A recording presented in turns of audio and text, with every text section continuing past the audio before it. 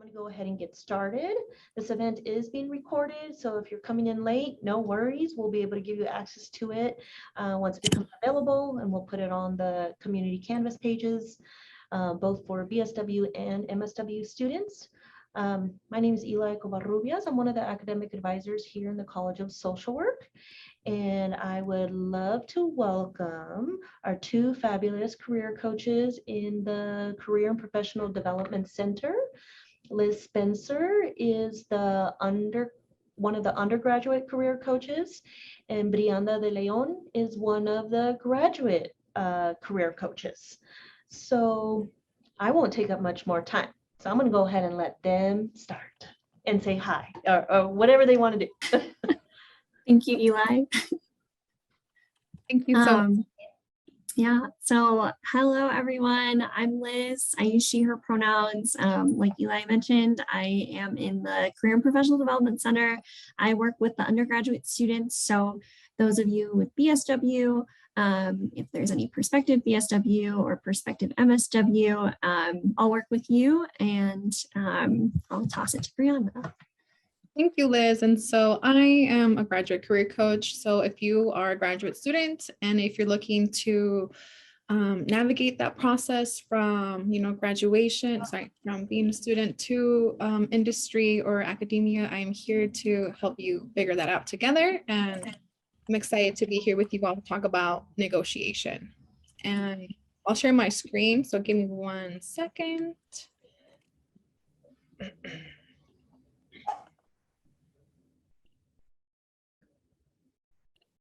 Can you all see my screen? Yay. Okay. And then Liz, you just tell me when you want me to switch the slides. You can go ahead, jump right into CPDC. Okay, well, thank you all again for being here today. We are here to talk about the most important topic I feel like about career education, which is negotiation. As we have already mentioned, today it's going to be Liz and me for this presentation. So whether you are getting started on your career or you're still exploring, our office, they help you do cover letters, networking, applying to graduate school, job searching, negotiating. So really any path, anywhere you are in your path, we're here to help you facilitate that process. So if you have any questions as we move through our presentation, please feel free to let us know, and let's get started. So before we jump into all of the information and facts that we have lined up for you, we're just going to take a moment to check in with y'all of where you're at right now with negotiation. So if you could sum it up in one word, it could be any word, it could be one phrase. I know sometimes I'm long-winded, so I have a hard time just picking one word. But basically, like there can be a lot of mixed emotions, uncertainty. So you can unmute yourself, you can put it in the chat, whichever you prefer. Just where do you feel you are with negotiation? It could be like scared or intimidated, yikes, clueless, I'm seeing. Nervous, yep. 2 nervouses, lost.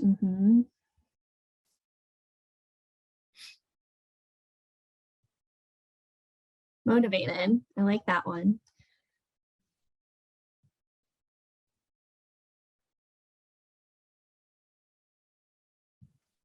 After one try this week, defeated, totally. Return on investment, ROI, I'm guessing that's what ROI stands for.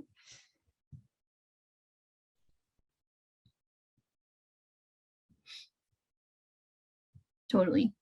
And feel free to keep putting it in. I think it's like really great. Someone said not shy about it, but don't want to be obnoxious and might ask how far to push. For sure. Yeah, there's a lot of mystery around negotiation.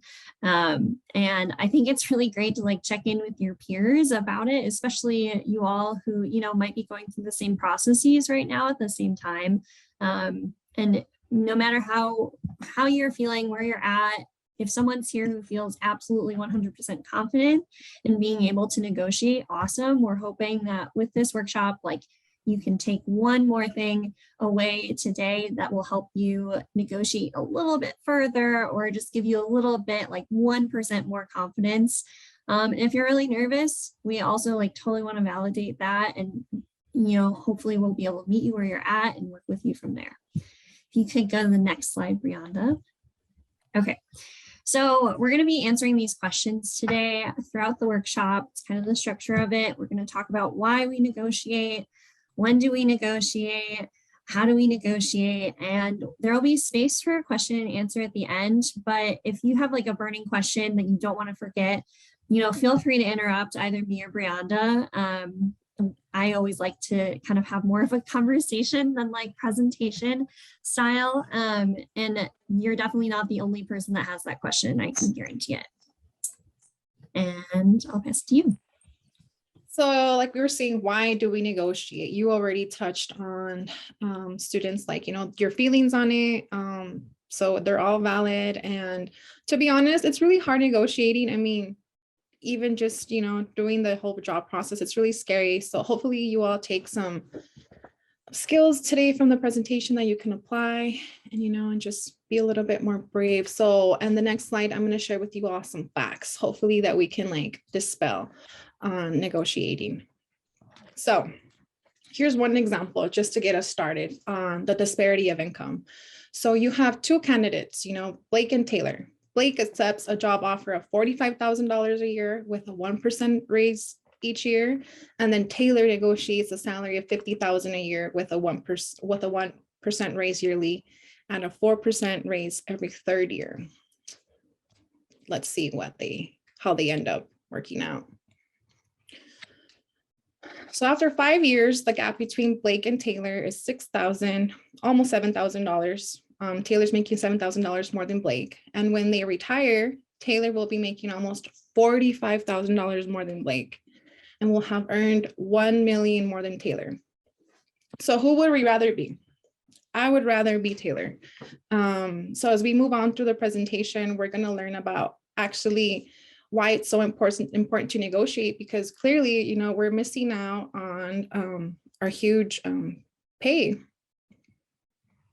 So salary is not the only thing that is negotiable in the negotiation process. There are a number of things that we can always negotiate, and 75% of the time it's always either schedule, paid time off, bonuses, stocks. Some of the things, like if you're a student on campus, or if you're a student and you're trying to get a job right now, one of the things that most employers always negotiate is schedule. So just know that you have that power right now, but we're going to keep learning about just kind of the things we can negotiate.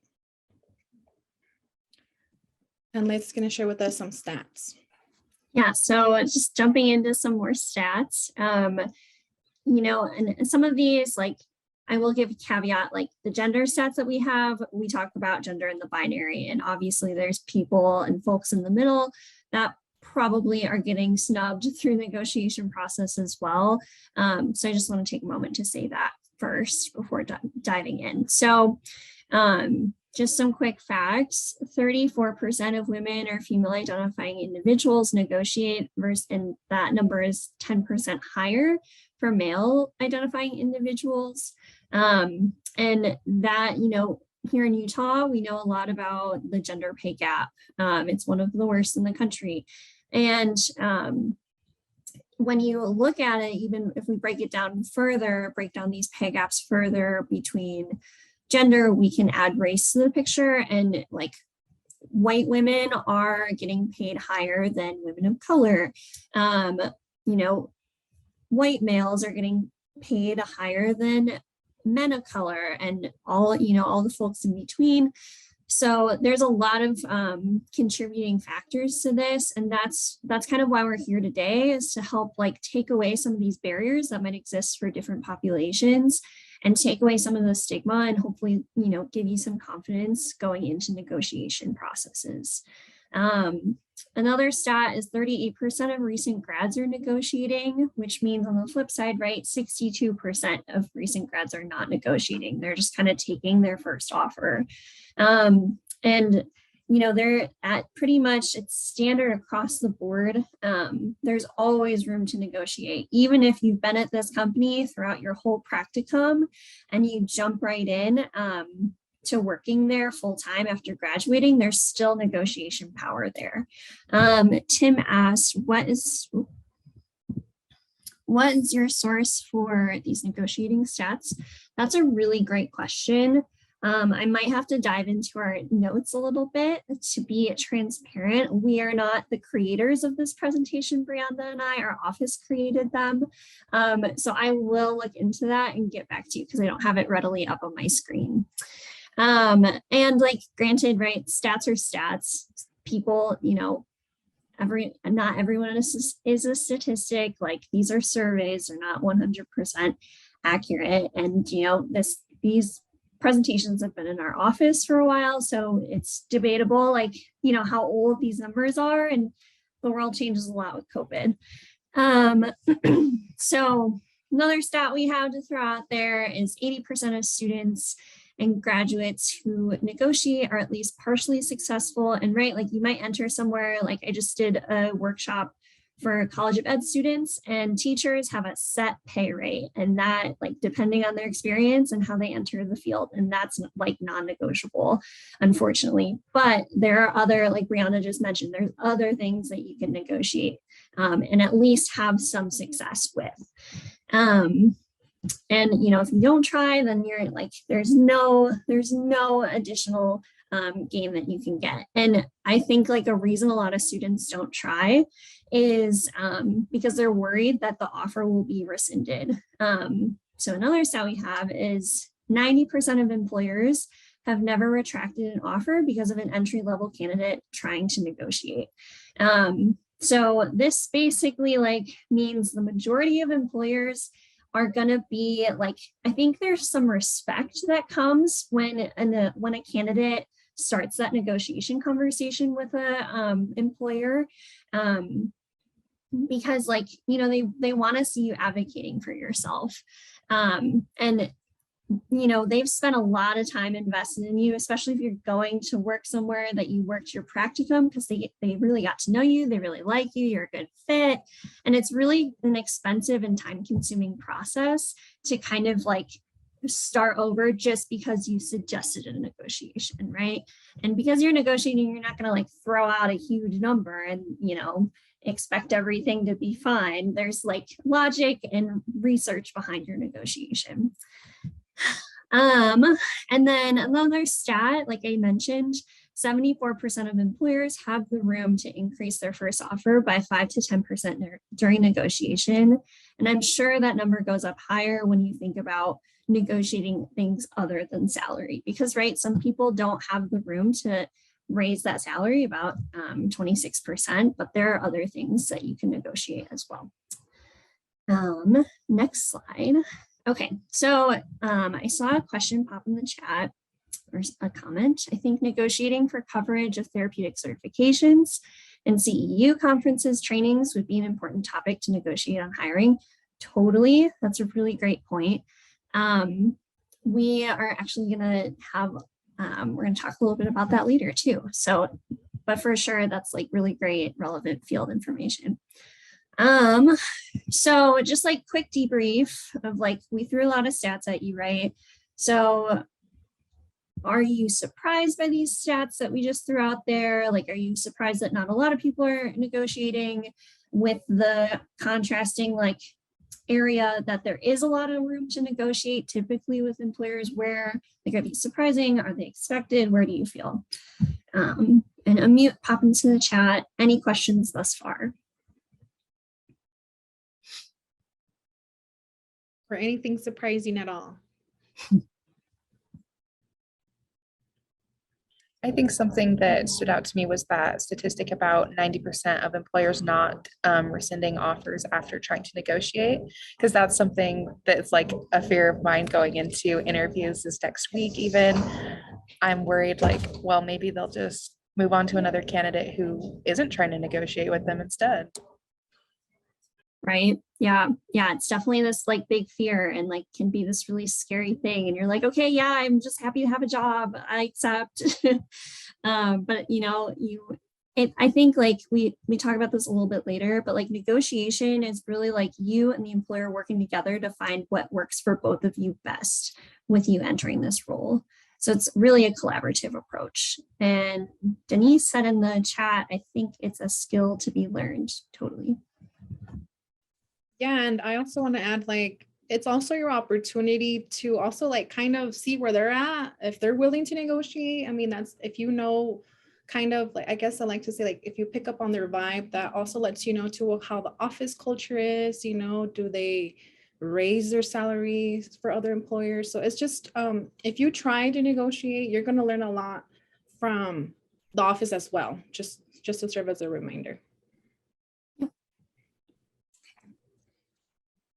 So your value and match, right? So how do we take what we have learned about the importance of negotiating and turn it into like the actual practice of negotiating? So the first part is that you want to know that your value is the match of your relevant strengths and experience to the preferred qualifications for that job. So essentially is that if you're simply put, the value to an employer is a match of your relevant strengths, right? For a particular job. We often don't always recognize all of our strengths, but we can identify them through our experiences, through work, life, and by noting like how we met those challenges. And during the presentation, we're going to learn about how is it that we match our strengths to our job qualifications.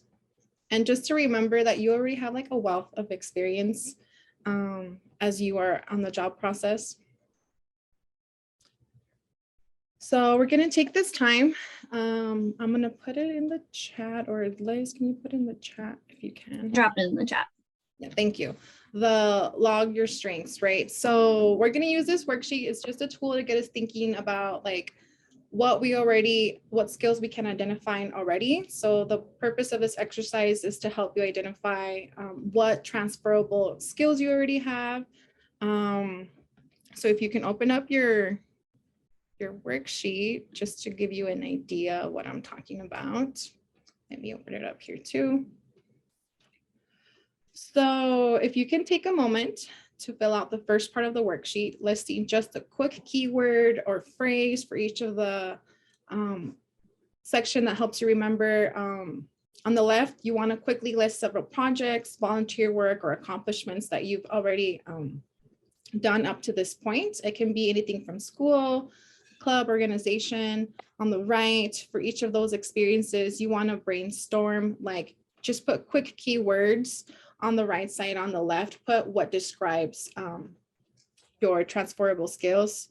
Don't think about it too much. Just quickly jot down something that you can think about, and we'll just take 2 minutes for this. And then we'll have some folks share.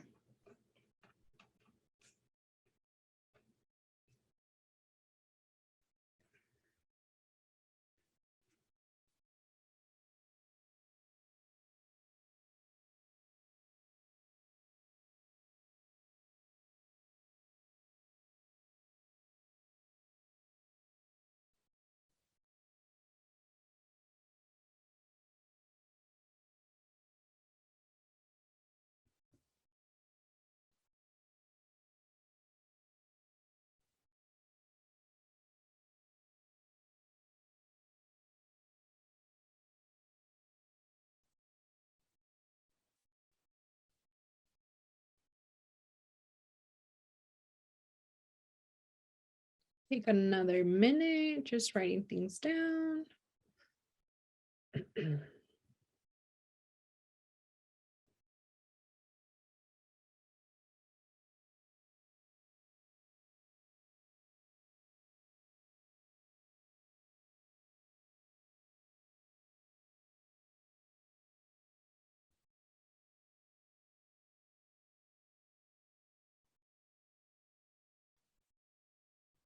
How are we doing?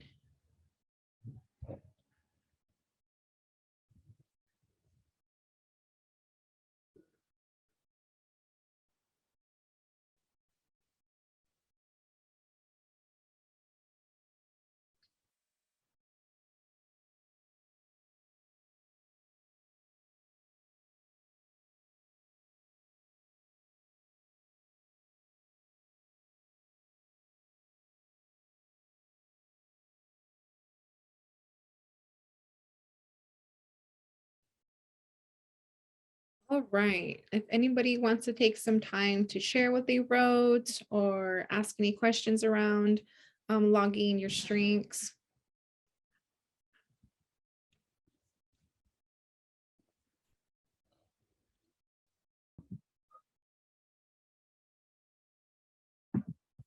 I think this can also be like, I like workshops like this, especially with students in similar fields, because, right, like you're all, so most of you or a lot of you are going into like interviews and learning how to talk about your strengths that you might have gotten in similar positions. You can kind of collaborate off one another.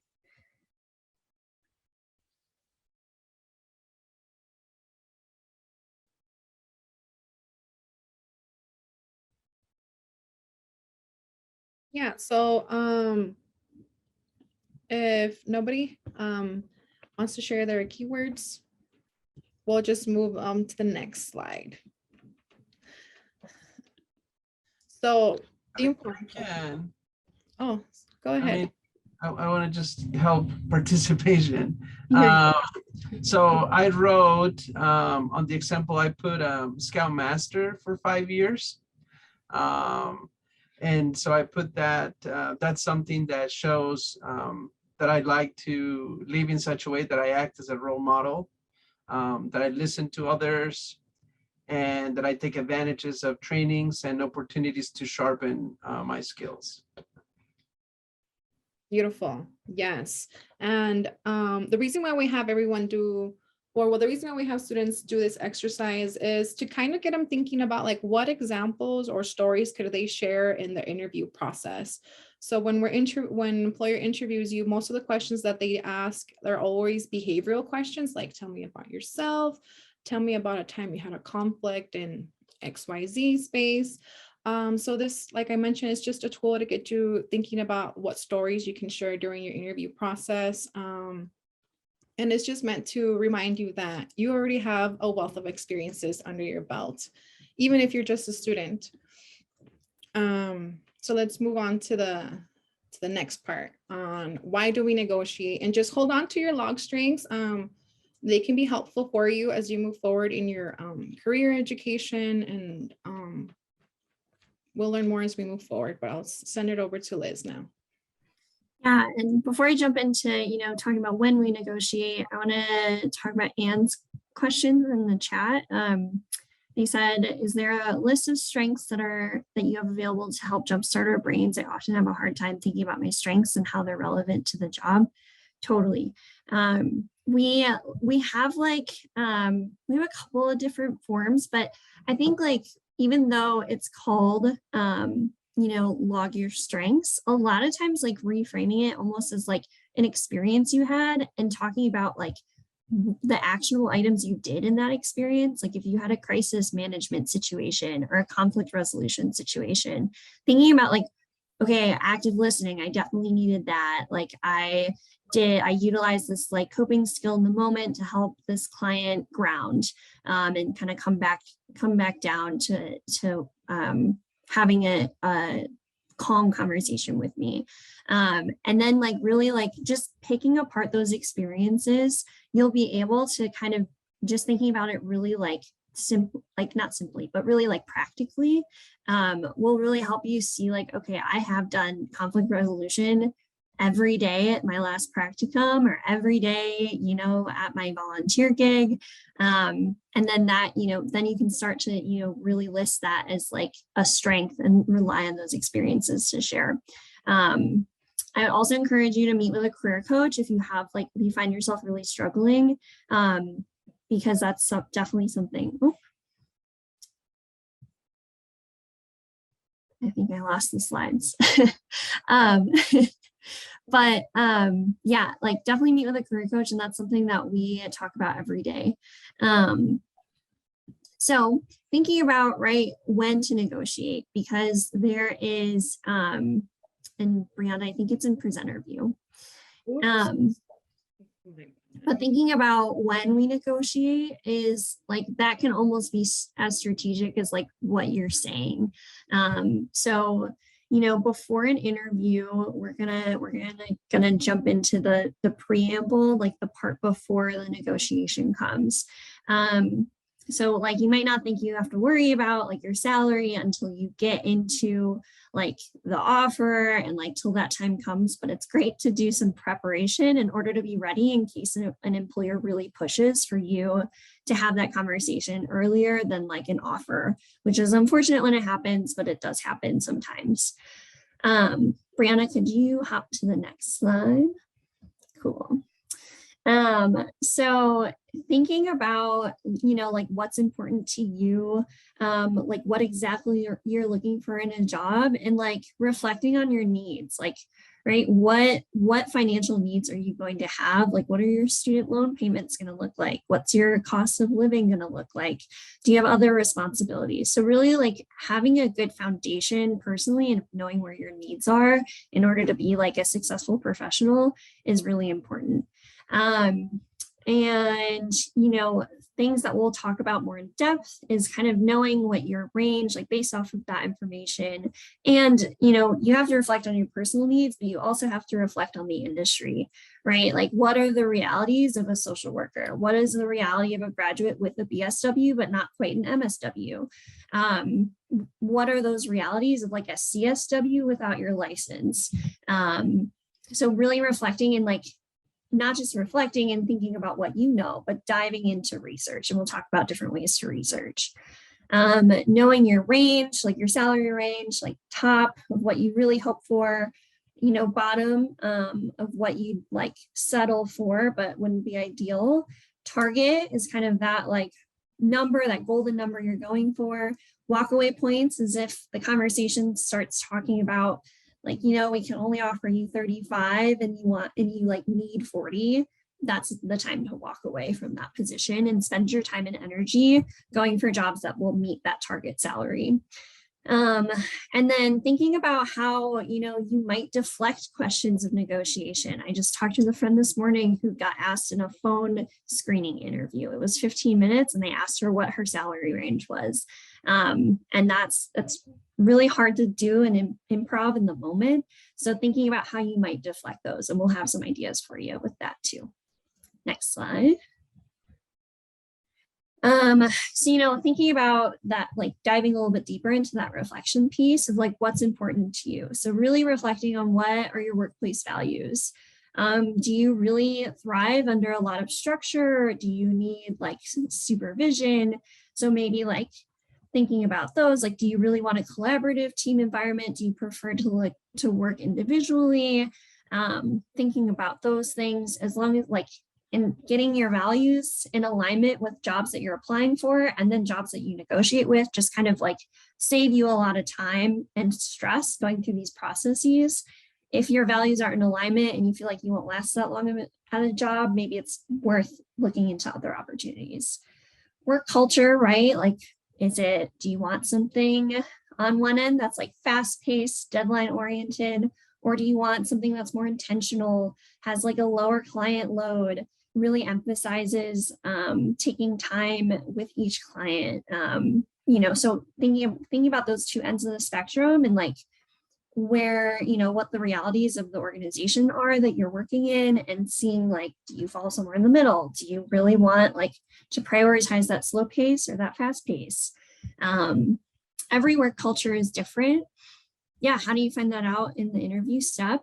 That's like definitely reflecting on these pieces before you interview is super important, because then you can start to think about, okay, what are some strategic questions that I can ask the employer that's really gonna like reveal what their reality is. Like maybe how many clients does each case manager have at this hospital? And is there any chance of it increasing in the near future? What do you do when there's more client demand than there is personnel? Things like that, you know, and definitely meet with a career coach, because that's something we can like work with you individually on. Other things to think about that are important, right? Like location. If you live in Salt Lake, or if you're moving to New York, you're gonna look like, if you're applying to jobs in both areas, the target salary for both areas is going to be way different, because it's way more expensive to live in New York City, potentially, than it is to live in Salt Lake, although we're kind of getting back up there. And then, you know, type of organization. So if you're looking for a nonprofit, you're probably going to be aiming for a little lower of a target salary than if you're working like, if you take your social work degree and want to do HR in some like really high corporate company, that target salary is probably going to be a lot higher than like case manager at a transitional housing program. And so just kind of taking all of these factors into consideration when figuring out those numbers.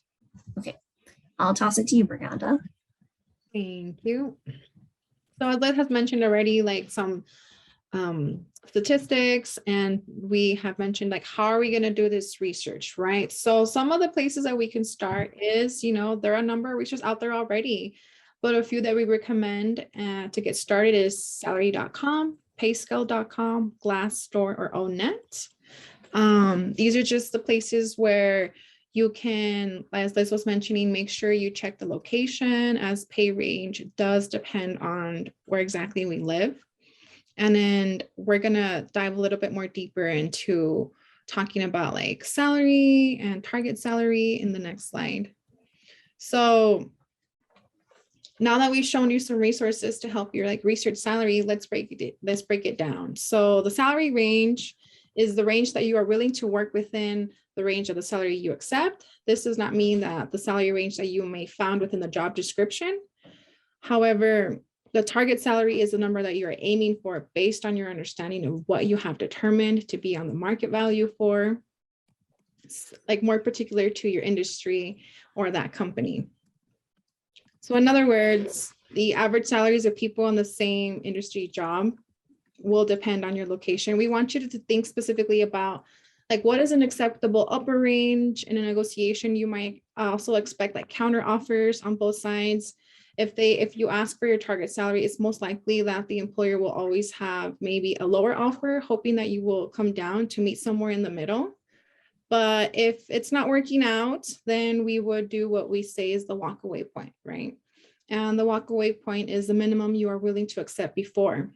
And you should be prepared to step away if they're not willing to give you the minimum you need. And that's okay to walk away.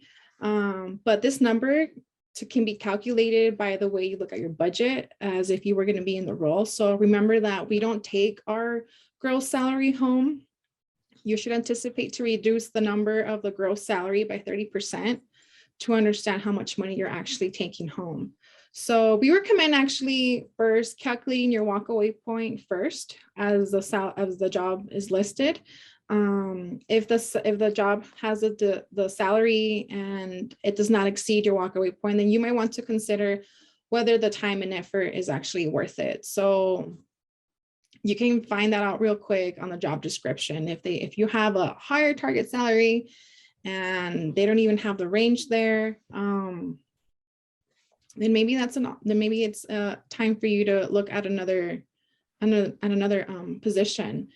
But since we're talking about numbers and negotiation, I do want to take this moment to highlight the Financial Wellness Center. They will always be available to talk to you about budgeting, taxes, retirement, scholarships, loans, credit card savings, and they can help you get started on your process. Yeah, so continuing on the conversation, I love the Financial Wellness Center. I had something that I was going to share, but I totally lost it. So I also put those sources for our stats in the chat. It's LinkedIn and NerdWallet. But so thinking about being ready early, right? So another reason to know your salary before an interview is because you do want to be prepared in case you are asked about the salary before an offer, like I mentioned earlier. Some employers really do push that in the beginning, which can be a really difficult situation to navigate. And some will be totally okay with deflections and like we'll understand. But others will really push for that number because it's, they might have realities at their organization or company that they can't ignore. So being prepared to deflect is kind of what we help prep students for. So an example might be something like, I can't evaluate a salary with only within the context of like or like I can evaluate salary only within the context of a total package. So like I do need to see everything in order to give you like a number and to talk numbers for the annual salary, right? Because you consider so many different things in an offer. So we're gonna move on from like the when and start moving into the how. I did see a chat question come up. Can we use these services after we graduate, such as the Financial Wellness Center? I'm not totally sure, Brianna, maybe you know. You can use the Career and Professional Development Center. You can use us for up to 2 years after you graduate. But I do not specifically know about the Financial Wellness Center. That would be a great question to reach out to them about, unless Brianna knows. I don't know, but we'll get back to you on that, because if we do 2 years after graduation, then I'm sure they also have like a time limit after graduation too. And we can check back with you all. Yeah. And if you could hop to the next slide. Cool. So talking about how do we negotiate, right? We talked about why we should, when we should, but not so much on the how, which is kind of the meat of the package, right? Like you gotta really get into it. And figure out all those like nitty-gritty details. So we're gonna basically practice. We're gonna like role play practice in a little bit in breakout rooms. But before we do that, there's just a few things that we want you to consider in thinking about the how of negotiation, which is your mindset, what not to say, and the importance of practicing. So like I said before, I think I mentioned this, that changing your mindset about negotiation is a really good first step into entering it as like a confident candidate, as someone who believes in the process and really like thinks that they deserve to be included in this conversation. So, right, it's a conversation, not a confrontation. You're leading with questions, you're not leading with demands.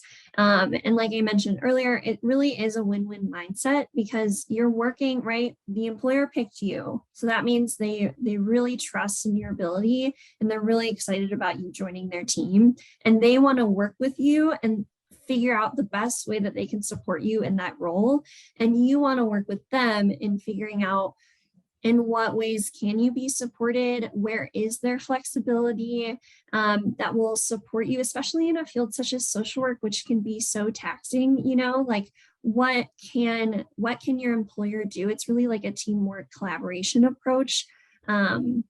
Just really with the goal in mind that it's an opportunity and good fit for both you and the employer.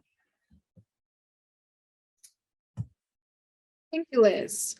So as Liz was mentioning, you know, we want to ask questions, not demands. And, you know, you'd be surprised. These are some of the things we've heard from students. I mean, not particularly me, but in general. So we have students have said, you know, you don't want to say I have to pay off my loans. My rent just got raised. My last job paid me in this amount. So I don't want to get that. I'm going to go beyond expectations. You'd be lucky to have me. So what we recommend students is usually, you know, we want to stay away from bringing up personal reasons in the job interview. Of course, you know, we want to get a job so we can pay off student loans, do all these things, but we want to make sure that we frame it in an asset-based thing. So instead of, you know, sharing what demands we have, we should focus on like your top relevant selling points for the job. So think back to the activity we did earlier about longing your strengths, and use that activity to say what you would bring into the role. So if it was a real interview, you know, you would check, okay, well, what stories do I have to share that demonstrate my skills in X, Y, and Z? And you can use that as a leverage to negotiate as you move forward in the job process. And so as Liz was mentioning, practice is key. So let's see how we do. So practicing. Before you get started, you want to make sure that you have a few questions about the initial offer, mention your research, highlight your strengths, and again, ask questions, not demands. Also, when you are negotiating, we highly recommend that you either do it, if possible, I know we're in a pandemic, in person, through a call, or via Zoom. It is recommended to do those things so you see the person, because most likely they'll tell you like no if it's over in an email. You want to make sure that you can pick up on the vibe, and it's easier for them sometimes. Well, I shouldn't know if I should say this, but it has been said that they're most likely to say yes if they like see you, or at least be willing more to negotiate your target salary. So just remember that. We negotiate with our call, in person or Zoom. And in the next activity that Liz is going to lead us, we're going to practice how to do this.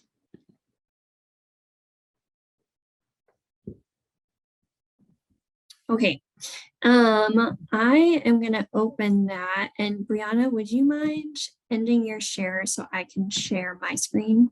Yes, ma'am. Give me one moment. I'm going to check the chat. Thank you all for being super engaging. Okay. So we're gonna, like I said, go into breakout rooms, and go ahead and I think you'll be able to access the main chat, but just in case, I would share or I would save the document that I just shared in the chat. So we're gonna practice negotiation, and it can be really intimidating. And honestly, we could tell you, we could demonstrate for you, we could role play ourselves, but the best way to do it is to do it yourself. And so if you take a look at the instructions, basically we pulled 2 jobs that are posted currently in Handshake, one for students that might be graduating with BSW or might graduate with BSW sometime soon. And it's a case management position with Catholic Community Services of Utah. We have listed an offer, we have listed the job description. There's a little bit more to the actual job posting, but that's kind of the need to know information. Some of the responsibilities, skills, knowledge, and abilities that they would like to see in applicants, and education, training, or experience. So you're going to go ahead and pretend that you were offered this job and this is your offer. And you're just going to go through this conversation you're going to pick one person to be the candidate, one person to be the employer. It looks like we have about 21 people. So if it's an odd number in your group or something, have one person be an observer and give some feedback on what they saw. And basically you're going to follow this conversation guide. It's pretty straightforward. Some of it's even just at the end, it's just straight up reading the document. So you don't have to use too much imagination. And then for MSW and PhD students, PhD, apologies, I would have liked to get something a little bit more specific to you, but I found a mental health therapist position for the graduate students at Wasatch Behavioral Health, who I know are actively hiring and have reached out to us. So plug for them if you are really looking for a job. They're really excited to hire U of U students. So same thing, there's an offer, a job description, essential functions of the job, and minimum qualifications. And basically I don't know exactly how much time we're going to take, but what you're going to do is read through the information about the jobs, kind of identify, apologies for my dog. We're going to identify a couple of things that you feel you have strength and experience in, and then move forward and kind of practice talking about those real time. So good to know WBH is unwilling to negotiate. And maybe, that might be salary. Perhaps there's other things to negotiate as well to consider with that. So I'm going to do breakout rooms. All right. We're all back. Yeah, how was that for those of y'all who were able to participate? Did it feel awkward? Did it just how was it? What was it like for you all? Sarah did a really good job, just so you know. She's excellent. The question I had is, do I want to actually use the word negotiate when I'm starting that process of negotiation? Do I want to name it, or do I want to kind of use a different sentence? Yeah, I think like framing it as like a conversation, like, right, just being leading with curiosity. And that's kind of why we suggest having some initial questions about the offer, and maybe about the company when you have that conversation. Just to kind of be like, hey, I was wondering if I could schedule time with you to discuss some questions I had about the offer. I'd love to talk more about it. So I don't know if I would necessarily use the word negotiate. Just kind of like keeping it more as a conversation. Okay. So just saying, like, I would like to kind of, okay, so if at this point I've received my offer. Okay, so I'm just delving into my offer into detail, and that's how I open up the conversation. Yeah, once they say, hey, you know what, we give you an offer, and you can be like, and let's say you don't like the offer. Let's say you love the offer, right? Make sure you still negotiate, so you can lead with, hey, I was wondering if we could talk about the offer. I have, like Liz was saying, have a few questions. You don't need to say the word negotiate, just say we can talk about the offer. Okay, thank you. Yeah. Anybody else had a couple comments? I know that was quick, but hopefully you all were able to understand the gist of it. Okay. Well, if you all have any questions, please let us know. I want to give you the information so you can send us any questions. I know we're running out of time, but as you continue in your career education journey, make sure you continue to engage your values and explore your strengths.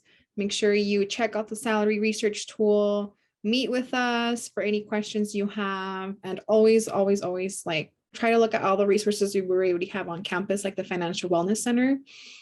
And if you need practice negotiating, you just want to do a mock negotiation call or a Zoom, we can do that for you at the center too. So here's a little bit more of information. Yep, so we have a career studio that you can drop in.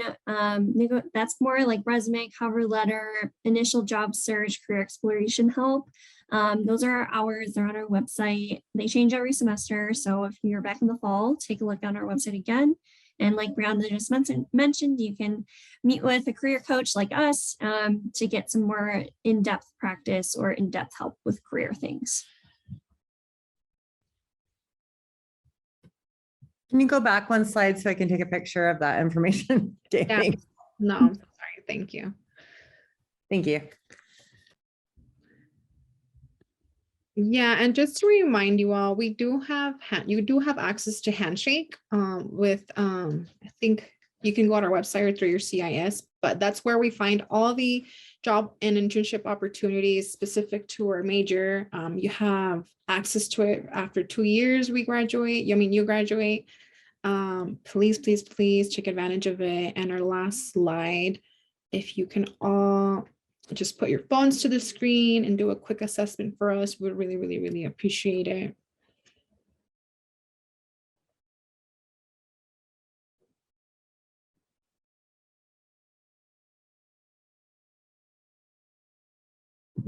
And I just put into the chat a negotiation next steps document that we have that we really recommend checking out. It can be a really useful tool. And like we said, if there's any questions at all, feel free to reach out to us. Our emails are on our website. You can Google our center or just careers.utah.edu, message us in Handshake. We're here to support you in whatever way makes the most sense for you all.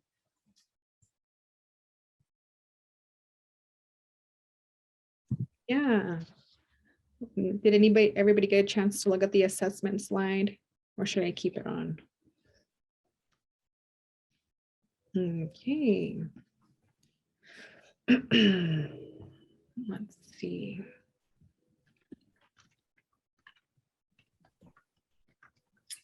Thank you all so much for having us. Thank you so much, you all. Thank you so much for being here. And I hope that the next time you negotiate, you feel a little bit more confident about asking about what you demand, make sure you get that target salary. Remember, you have the power, and remember to always ask questions at the end.